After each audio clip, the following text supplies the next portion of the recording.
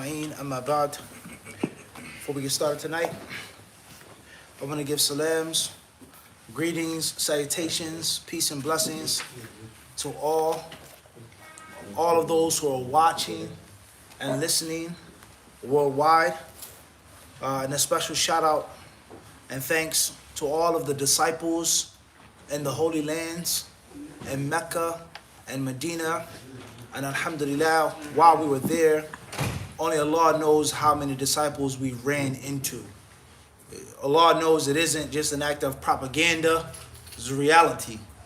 And one of the most touching things, wallahu alam, we're walking through the Islamic University of Medina, me and Mahmoud G, Allah bless him, and we were stopped in the middle of the road by a random brother. I never saw this brother a day in my life. And he said, Salaam alaikum. I said, Walaikum salam to Allah, He said, I want to thank you. I said, for? He said, if it wasn't for you, I would have never went to Kulliyat al-Hadith. I went to Kulliyat al-Hadith, I studied there, I'm studying now, blah, blah, blah, blah, blah, and it's because of you.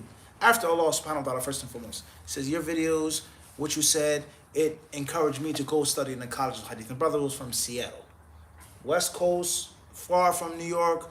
I never saw this brother a day in my life. And that's just one example, okay? So it's a very, very touching moment when you realize that by Allah's permission, you had a hand in helping somebody out and making their life better. Now that one young brother from Seattle, he goes to Kulliyat al-Hadith. What is he going to learn? What is he going to study? Who's he going to share it with? Allah knows best what he's going to do when he goes to his country or his state, his people, his folk, his masjid, the students that he takes on, the disciples that he has, and the list goes on and on and on. So you never ever know where Allah Azza wa Jalla will place benefit or barakah. That's a fact, right? So if you have the ability to teach a class or to help somebody out or do a khutbah, whatever the case may be, never ever be stingy upon your own nafs. And you may think that no one's listening, or no one's watching, or no one wants to listen to me, or this person's better, or he's this. None of that matters. Fans, followers, this and that, none of that matters. What it matters is one person that you reach is more than enough. لَأَنْ يَهْدِيَ اللَّهُ بِكَ رَجُلًا وَاحِدًا خَيْرٌ لَكَ مِنْ حُمْرِ النَّعَمِ. As our Prophet ﷺ told us in the authentic hadith, one person to be guided through you is better for you than the best and most luxurious camels. All right. So the brothers and sisters in Mecca and Medina, the disciples there, alhamdulillah, may Allah bless each and every one of you. We would like to share our appreciation and our gratitude, our thanks for the love, for the support, right? Having good thoughts of us. And I hope that Allah will allow you to gain more, get even better fawaid while you're there. Bi'idhnillahi ta'ala. Jazakumullah khairan. All right, so one of our traditions is to introduce different books to the viewers, to the watchers, to the listeners. And one of those books is a book which is called Mukhtasaru Jami' al-Ulumi wal-Hikam. This is a summary of Jami' al-Ulum wal-Hikam of Ibn Rajab, a book that we've quoted from many, many times. We've benefited from tremendously. We've read from this book countless times. This is the Mukhtasar, the summarized version. And obviously the Mukhtasir, he who summarizes the book, his name is Muhammad ibn Sulaiman ibn Abdullah al-Muhanna. He is the one who made the Ikhtisar. This book is 240 pages, including the introductions, including the index or the contents, table of contents, etc. What's important is Jami' al-Ulum al-Hikam is either going to be in 2 volumes or it's going to be in one very thick volume. You have all of the information in less than 250 pages. Now, with regards to, once again, al-manhajiyya, the proper way of studying, the systematic way of studying, is that if you have a favorite book, or if you have a book which is a staple book, umda, something that you rely upon, someone that you're going to keep reading, keep going back to, a grandfather book, 9 out of 10 books that deal with Nawawi's 40 hadith come from Jami' al-Ulum wal-Hikam, one level or another. Most, not necessarily all, but most. So now you have the asl, the original version. I read 2, 3, 4, 5 times. I read it once a month. I read it once a year, whatever the case may be. And I also have my what? My trusty 6-shooter. Your Dillinger, the small version. You don't need something big and too heavy. I need something what? Quick, simple, bang. Reading it to people. Something I already read, but I need to be refreshed. I've already studied the bigger book. Now I need to prepare for a khutbah, so on and so forth. So you have the mukhtasar. So whenever you have a favorite book or a staple book that you're going to have to keep going back to and reading, you always should have the what? The summarized version of that book. Everyone understand this? Because you don't always need the 500, 300. You don't always need the big version. Sometimes you need a quick, simple, bang. I read this 5 years ago, now I don't want to scroll through it. Time, energy, effort, money, these things to the student of knowledge are worth more than gold. You have to learn how to summarize your time. You have to learn how to take shortcuts after you've already taken the long old school road. You don't start off with the shortcut in the easy way. Everybody clear on this or not? You learn the old way of doing this. Now here we're going to use the technology, like parking a car. You learn how to park the car. You've parked the car without the cams, the sensors. Once you've mastered that, khalas, why make things harder for yourself? Use the camera, use the satellite, use the thingy. Bismillah, simple. Takes 2 seconds. Am I going to hit the car? Am I hitting the curb? Do I have enough space? Use the technology. You understand this? So definitely a book you guys can check out. You guys can purchase or read or download it, whatever, however you have access to the book, to the mukhtasar. And last but not least, as we've mentioned before, it's important to make your own summarized version of your favorite book or of a staple book. And not necessarily depend upon someone else, but you yourself summarize the book. You summarize the bigger book and you condense it for your own personal notes. And Allah subhanahu wa ta'ala knows best. As we said before, Jami' Ulum al-Hikam is one of the greatest books in Islam, let alone of hadith. And it is a comprehensive compendium of knowledge and of wisdom. Wallahu ta'ala alam. If there are any questions, then we'll try to take them from online first. Bidnillahi ta'ala, before we get to the questions of the brothers here. HS, Dubai, UAE. What is the ruling on a student of knowledge spending money on studies that would put him in debt? He can pay it off within a few months, and he would get the money from his parents. Bismillah. Spending money that comes from debt to seek knowledge. Right. It isn't haram to take a debt in Islam, just like it isn't haram to ask for money. Is it shunned? Should you avoid it? Should you stay away from it? Yes. But it isn't like many people think there's absolutely impermissible. If there's a major maslahah, let alone a need, let alone a necessity, by you taking a loan or debt, then that's what you do. You paying it back, your intentions, different story. Asking for money, begging for money, it's a shunned act, it's a condemned act. But if there's a need or necessity, or even one may say a major maslahah, that's a different story. Right? So therefore, if you feel very confident that you can pay it back, and it's a major benefit, then put your trust in Allah subhanahu wa ta'ala. And if you can do without it, then of course that's what? The best. Wallahu a'lam. What's important is you have that fiqh. Like making umrah or hajj. This one, I'll pay for your ticket, just pay me back in a month or 6 months or a year. No, I don't want to take the debt. Okay, no problem. But right now you may have a golden opportunity to go that you may not get again. So you got to be mindful of that, right? Wallahu ta'ala alam. AM, Schenectady, New York. Assalamu alaikum. I have a brother in mind that I would like to marry. Should I tell him or let a wali do it? Question is regarding somebody that you want to marry. Do you want to tell that person or should you let your wali do it? Do what you think is best. Whatever you think is the best thing for you, the most effective way to do it. Wallahu ta'ala alam. MD Atib, Hyderabad, India. Please reply clearly because I'm confused. Is it permissible to believe that I'm inherently special because of my good deeds without feeling full of myself? Next question. MD, Atib, Hyderabad, Next India. question. HH, Burnsville, Minnesota. How to deal with stress.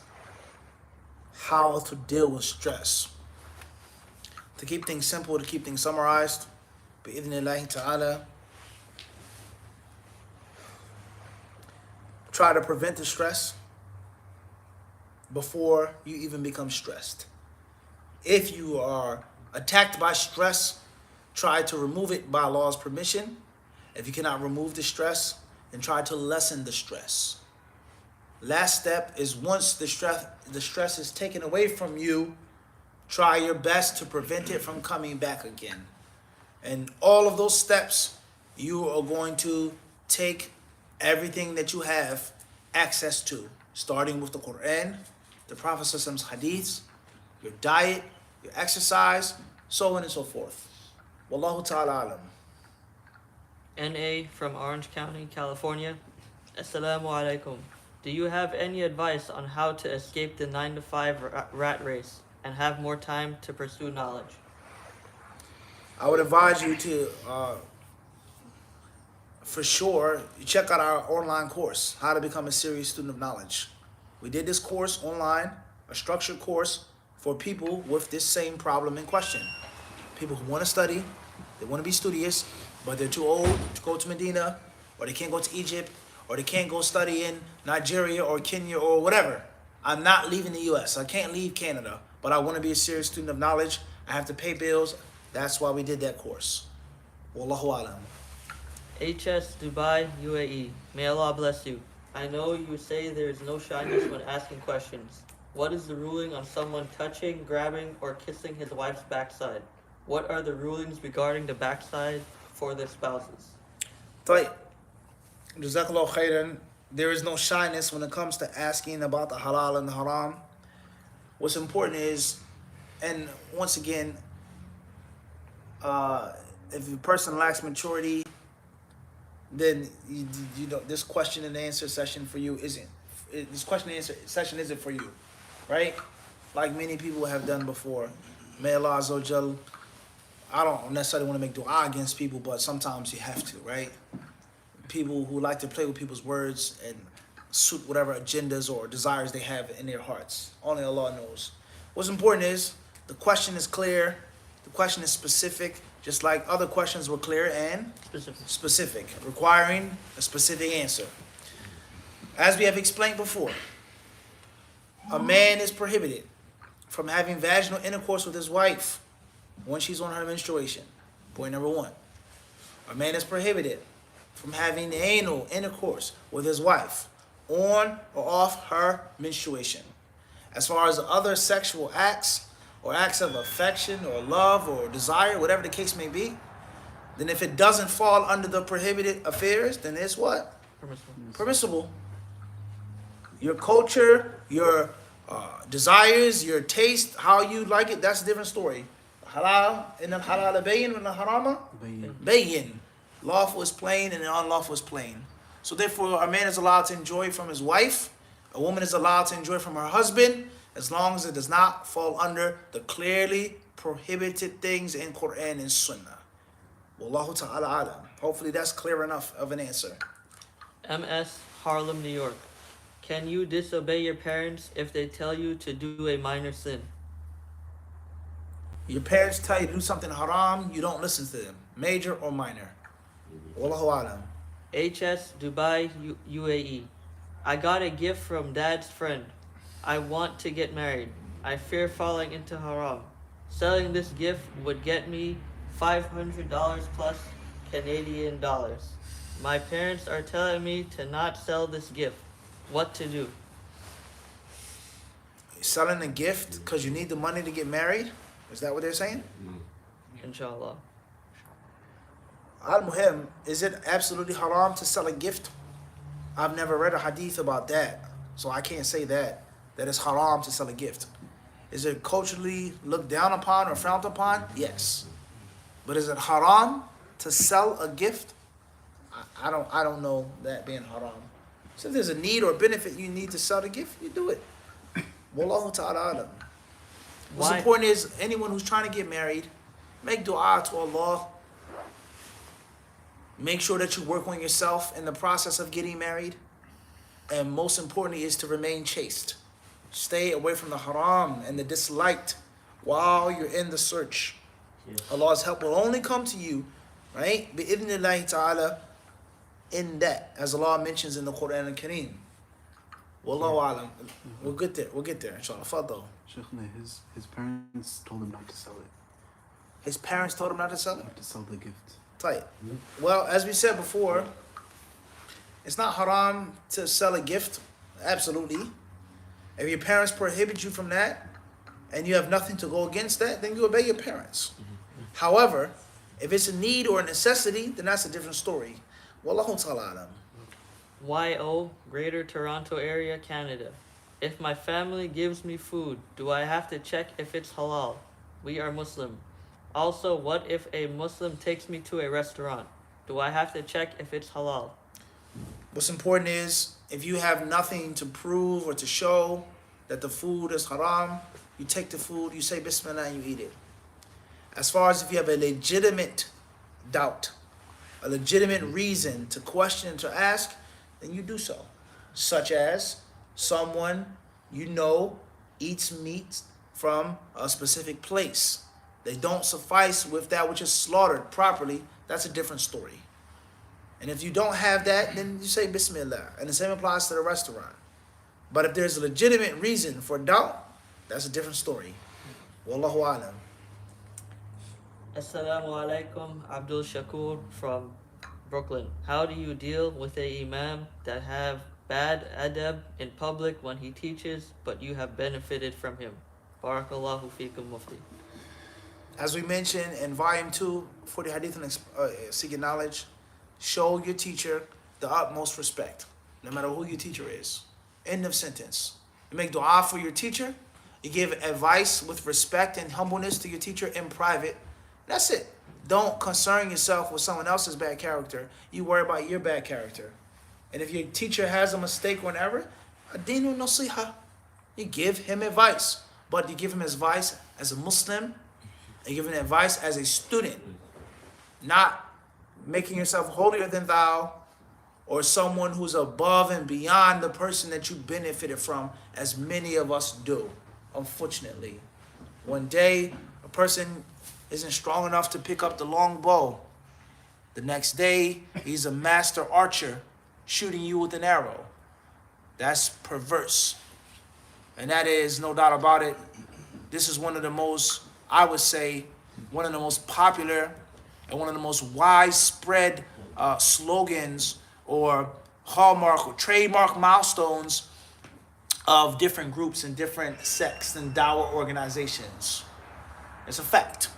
He's a kafir. He accepts Islam via an imam. The imam didn't study anywhere. He's just a regular type of imam from back in the day. He went to Medina. He comes back home and he blasts this imam, this old man. Calls him an innovator. He's a deviant. He's a this. He's a that. He's a so on and so forth. He's wrong. La ilaha illallah. This person called you to Islam. He taught you wudu. He gave you your shahada. He was the one who taught you the Fatiha. MashaAllah, you learned a few tricks. Few trick pony, right? You learned a few things. Now you come back and then he's going to the hellfire. That's a big problem. And the same applies to anyone else who taught you. Even if you excel and you become better than that person, you still have to show the respect to that person who is your teacher. It's the bottom line. Even if he's wrong, even if you know more than him, he was still your teacher. And he has a virtue over you that you can never, ever outdo. Bottom line. So this is something that pushes people away from knowledge. And it makes people want to spit up and vomit and throw up when they hear this word or when they see someone dressed like this. Person comes in the masjid with a short thobe and a beard. We don't want that in our masjid. They hear the word Salafi. It makes their stomach sick.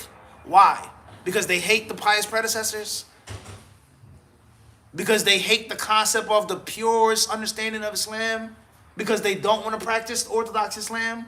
No. But because they've seen a bunch of young, disrespectful, ignorant, brash, rude, crude people calling themselves that. Throwing things, forcing things down their throats, disrespecting people, talking about people, and the list goes on. So you are responsible for pushing people away from the deen, whether you realize it or not. You are responsible for people having aversion towards the truth. You are responsible with your akhlaq. So never ever talk to your teacher in a disrespectful manner. If your teacher has a problem, issue, you advise your teacher in private, in secret, with respect. Wallahu ta'ala alam. MB from Brussels, Belgium. Is sparring as a boxer haram? Boxing as a sport, as a recreation is one thing. Boxing as a need or a necessity for self-defense, for protection, for security is a different story. Sparring and boxing with the necessary headgear, face gear, and obviously you're sparring, you're not trying to knock someone's head off, that's a different story. Wallahu ta'ala alam. Assalamu alaikum, Abdul Wahab, Waco, Twin Cities, Minnesota. Sheikh Mufti, how do you stay so energized and sharp in giving da'wah and teaching? And how do you take breaks and deal with personal life? Tell you, with regards to giving da'wah, being sharp and energized, so on and so forth of life, yani tawfiq is from Allah and only Allah. So if you know that Allah owns the thing and no one else, وَأَنَّ الْفَضْلَ بِيَدِ اللَّهِ, you go to the one who owns it. If you go to a bank, you're not going to ask the security guard, you're not going to ask the teller, you're not going to ask this one. If you have direct access to the president, the manager of the bank, you're going to go right to him and ask him to open up the safe for you, open up the vault for you, because you know he has the access to it. So you have to ask Allah for success in da'wah. And once you ask Allah for a thing, you have to act upon what you ask Allah for. You ask Allah for tawfiq in your da'wah, now you have to exert yourself. And I would say that you need to, bidnillahi ta'ala, you have to sacrifice. If you want to be successful in da'wah, you have to give up something. It can't come with relaxation and chilling and laughing and joking. It has to come through suffering. It has to come through a price, a heavy cost that you pay. The more you pay, the more you sacrifice, the more you devote yourself to it, the more Allah will bless you. So that's the key. That's the road to success with regards to giving da'wah. You have to devote yourself to it. Wallahu ta'ala alam.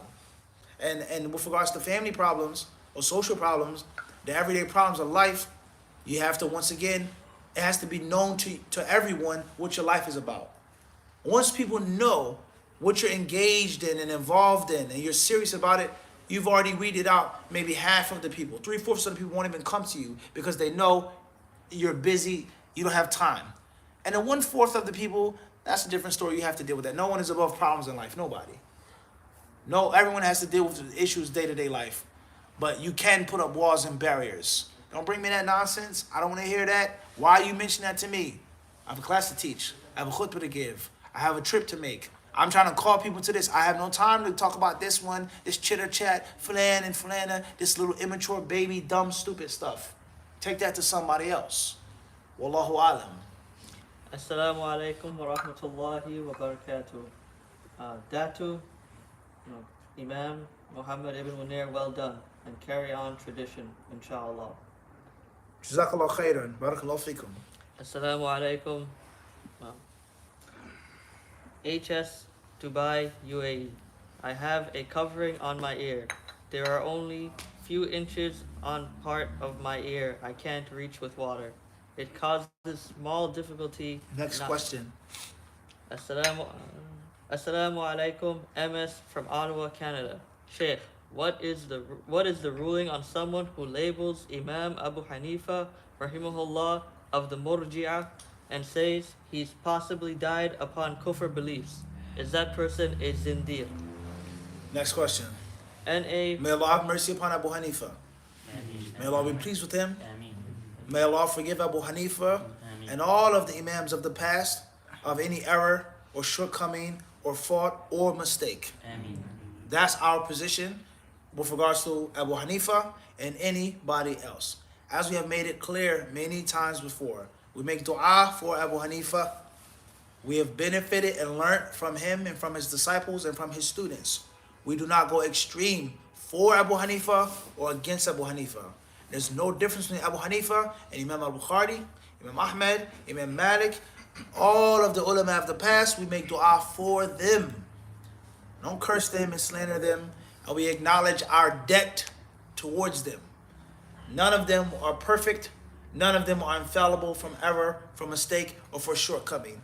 And we don't show bigotry We don't show fanaticism to anyone. Bottom line. Wallahu alam. N.A. from Orange County, California. There are some Muslim civil rights organizations that do good work but create problematic alliances with LGBTQ, etc. Can we support them? Jazakallah khair. Wa iyyakum. You support any true cause. And anything that is a requirement or necessity of supporting that true cause. If you have to show some support to a person because this is their cause, then you do that based off of Quran and Sunnah. What's important is, as we've said many times before, many of us, we have this hypocritical fake piety with us. And we pick our bad guys. We pick the people or the movements or the countries or the fatwas or the rulings to, hate. And we turn a blind eye from other things. LGBTQ, that's evil, that's this. Black Lives Matter, is this, and that. But the non-Muslims and the Muslims, their relationship. How friendly can a Muslim be with a non-Muslim? Is it lawful for this military to have bases which they refuel and rearm their jets and aircraft carriers, etc., in the lands of the Muslims, in this holy land? Is that sacred? Do you say anything about that? Do you speak out against that? Do you hate that? The Prophet ﷺ says that's the lowest level of iman. People, they don't speak out it, they don't change with their hands, and if it's brought up to them, they don't even make inkar with it. It's just shut up. You can't talk about that. Leave that. But this issue, this in America, astaghfirullah, wala wal bara, the kuffar, you da da da da da da da da da. It's a problem. And as long as we have this fake this fake piety, this hypocritical wala and bara, we choose who we want to like, who we want to dislike, instead of it being blind. Anyone that's against Kitab and Sunnah, any movement against Kitab and Sunnah, the same applies to racism and prejudice. If a person says something, it's a fact, whether people like it or not. Black Lives Matter or not. Oh, you're calling to nationalism. You're a nationalist. You're a black supremacist. But the Arab countries, they say this, they say that. Not Islam, Arabs, the Arab League, the Gulf this, they won't say deaf, dumb, and blind. They won't say anything about it. So go ahead with your fake piety and go ahead with your hypocrisy. What's important is if it's a true cause, a cause of truth, and you support it. And it does not mean that you have to agree with every person and everything that they do and every other engagement. What's important is this is in accordance with Kitab and Sunnah. It's a benefit to society, so on and so forth. You have my support. Interfaith, homosexuality, lesbians, this and that, I have nothing to do with that. Wallahu ta'ala alam. HS, Dubai, UAE. May Allah reward you, Sheikh. You have helped me a lot. Perhaps more than any other caller to Allah I have listened to. I only say this to try to show you the impact you have on us. Jazakallah khair, and thank you for your kind words. MB May Allah make us better than what you think we are. MB from Brussels, Belgium. How can one fix his sleeping schedule? Fixing your sleeping schedule. We'll take this question after we take the questions from the floor. Are there anything here? Fadl Abir. Elias, لو سمحت. أعطني كأسة. Fadl. Is it true to say that taking notes physically can hinder or decrease memory? Is it accurate to say that taking notes can decrease your memory? Yes and no. Of course, every time you write something, in generally, that is a reliance upon that, and less reliance upon the actual brain. But it doesn't necessarily have to be. You can be sharp, you can memorize, and the pen can just add to that. The paper can add to that. Allah Azza wa Jal is the one who told us and explained to us that He has taught man by the pen. So Allah Azza wa Jal would never send down to the Arabs the virtue of the pen, the excellence of the pen. Allama bil qalam, noon wal qalami wa ma yasturun. And the other ayat to talk about writing and recording to a society that was so dependent upon its memory that would damage and harm and hurt their memory 100%. Get the point I'm trying to make? So it depends on the student. If you have the ability to memorize or to force yourself to memorize, then do so. But it doesn't mean that you ignore the pen and the pad. Wallahu alam. Fadl akhi. Go. It is clear that dutifulness to your mother is very clear and highlighted in Islam. But my question is, when you get married or have offsprings, do they take priority over your mother? Understood. With regards to your mother and her status and the priority of looking after your mother versus the priority of your children and your wife, etc., it's a yes and no answer, like the previous answer. Yes and no. From one aspect, your mother has a status that can never be trumped. But from another aspect, once you get married, you have a wife, you have children, they have something that is above and before your mother. Understand? What's important is that you have to learn how to manage your time, manage your energy, and you have to learn how to compartmentalize things, separate things. Who do you love more, your mother or your wife? That question is irrelevant. The question is not even supposed to come up. My mother cannot be my wife cannot be my mother. There's no comparison between this, there's no comparison between that. You can never ever have the status of my mother, ever. And you say to your mother, or you don't say, you can never have the status of my wife. They're two separate entities which are not mixed and confused, period. So therefore, as long as you have that clear in your head, and you make that clear to everyone, you give everyone their rights according to your abilities, there should be no clashing, there should be no crashing. If and when something pops up of an emergency, as long as you're fulfilling and doing what you're supposed to do, they'll understand. You tell your wife, 2 a.m. I have to leave, Assalamu alaikum, something's wrong with my mother. No big deal. Or you're with your mother, you're taking her to the supermarket, and your wife texts you, I just got into a car accident, so on and so forth. You go help your wife. You get what I'm trying to say? Wallahu ta'ala alam. Fadda. What is the ruling on someone who disbelieves in the barzakh realm? In the barzakh, what about it? They believe in everything except the barzakh. They don't believe in the life in the grave. Tayyib. One who disbelieves or who rejects the barzakh, in general, it depends on what they mean by that. There's no punishment, there's no reward, or there's reward without punishment. What do you mean by that? There's no barzakh. Yani, that's a huge problem, yani. It's a huge problem. For sure, it's clear misguidance. Is it shirk akbar? Is it kufr akbar? It depends on what's meant by disbelief and what's meant by the barzakh. There's no life in the grave whatsoever. Tayyib. A person dies. Obviously, everyone has to believe that. No one is immortal. And as a Muslim, you have to believe in resurrection and stand in front of Allah. Clear. A person died last week. What happens? Where did they go? What's going on? People who died 100 years ago. What's happening? What's going on? Where did they go? Obviously, Qiyamah hasn't come yet because the dunya is still in existence. So that's a huge problem for a person to make an absolute denial of the barzakh. A person may say, I don't believe that they're punished in the grave. Or I don't believe that there's reward in the barzakh, which is clear misguidance. But that's not the same, and there's what? No barzakh. Tayyib, okay, so what is happening between 1,000 years ago, 400 BC, 400 AD, and right now? Do you believe in Qiyamah? The Muslim has to say yes. One who calls himself a Muslim has to what? Yes. He has to say yes, no problem. Do you believe that there was life 4,000 years ago? Anyone in common sense is going to say so and so on and so forth. Or 40 years ago. Tayyib, so what's happening right now to that person? Where's that person? In Jannah, in Jahannam? Have they been resurrected? Have they been judged yet? So it's a major, major, major wall that they have to crash into. If they reject that absolutely, there lies no doubt that can be clear kufr akbar. As far as I don't believe in the punishment, I don't believe that there's reward, you just sit there, you wait, different story, which is clear misguidance as well. But does that necessitate ridda, apostasy? That's a different story. Wallahu alam. Fadl akhi. What is the ruling on becoming a law enforcement officer in a country like America or other countries that don't have a law based around Sharia?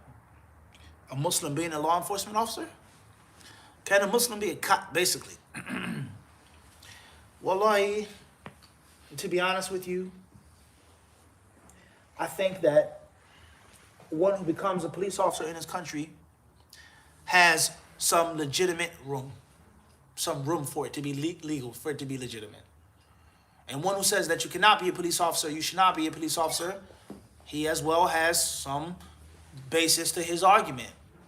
As we have stated many times before, with regards to politics, voting, law enforcement, mortgages, buying, owning, etc.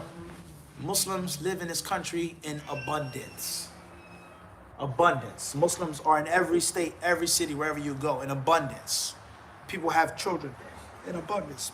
People die in abundance. There are needs that Muslims have in abundance.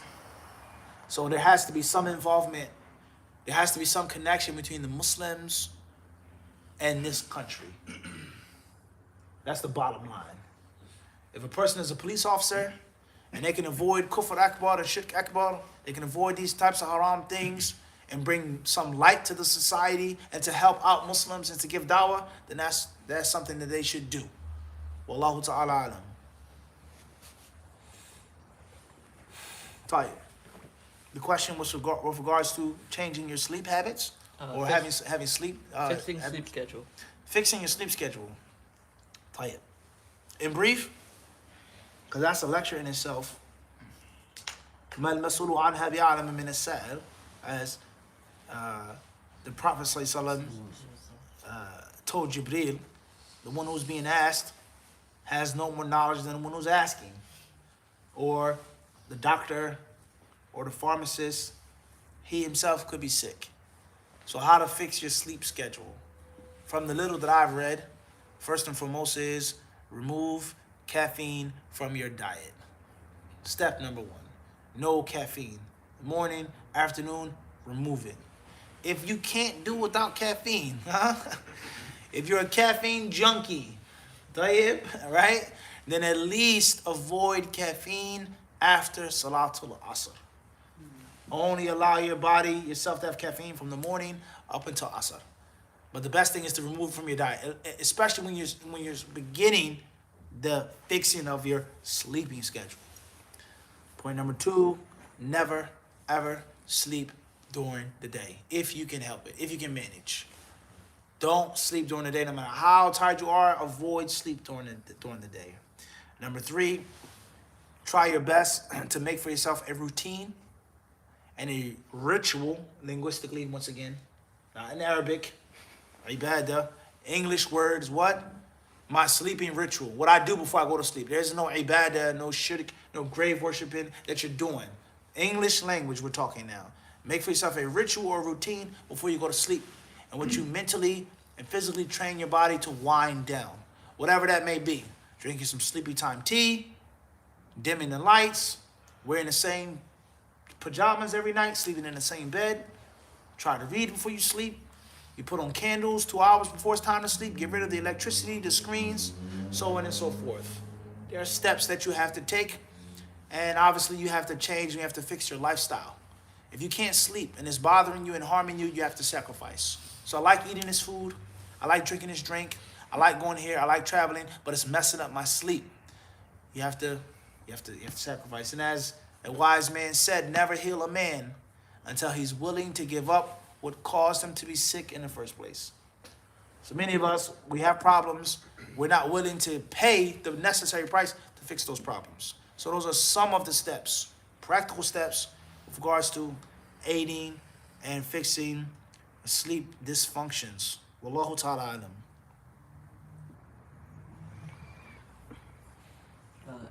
MC, New Jersey, USA. Assalamu alaikum. May Allah bless you. Ameen. Are all addictions considered to be under one umbrella? Alcohol, weed, etc. be similar to an addiction to social media / TV, especially if it's 24/7? All addictions under one umbrella. Yes and no. Once again, everything isn't black and white. You're stuck to a thing. You can't move from in front of a thing. You can't live without a thing. You experience withdrawal from a thing. No problem. Yes. No difference between a bottle of alcohol and social media or that what you watch on the internet.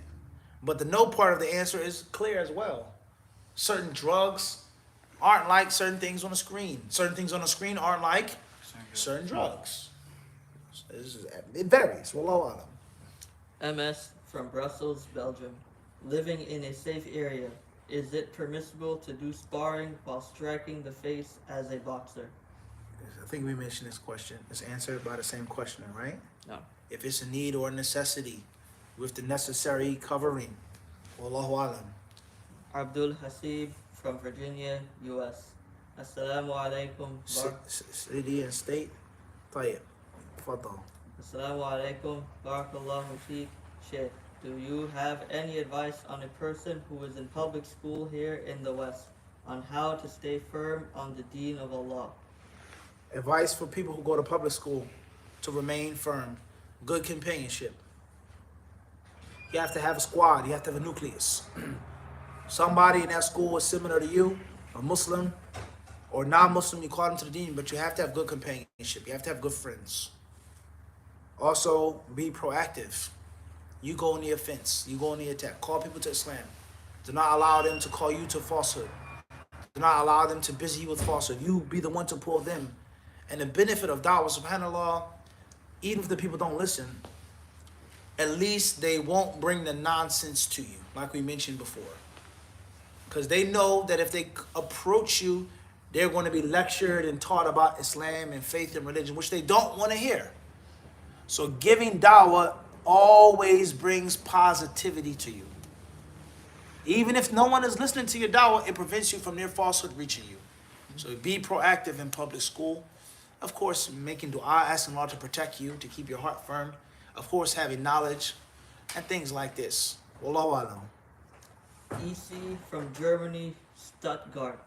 How do I know who to take knowledge from? I think some brothers are too harsh because they say if a sheikh has beard shorter than a fist, you don't take from him. طيب. How to determine who you should learn and study from? The question is from Stuttgart. Obviously, that's not the way they pronounce it there. Forgive my flat German accent. Okay. Or English accent of German. Who to take your knowledge from? Some brothers is too harsh, and they say that if a person's beard is shorter than a fistful, then you shouldn't learn anything from them. Well, you shouldn't be asking me that question, obviously, because according to the questioners, I shave my beard, right? Many people have accused me of that. He said, why does a sheikh shave? Doesn't he know it's haram? So, may Allah forgive me for shaving my beard, right? What's important is my beard doesn't reach a fist. So you have to ask somebody else. What's important is, we've mentioned these principles many times before, guys. Number one, sincerity. Number two, common sense. Number three, learning. Finish Muzammil. You were on the front row when I did this khutbah.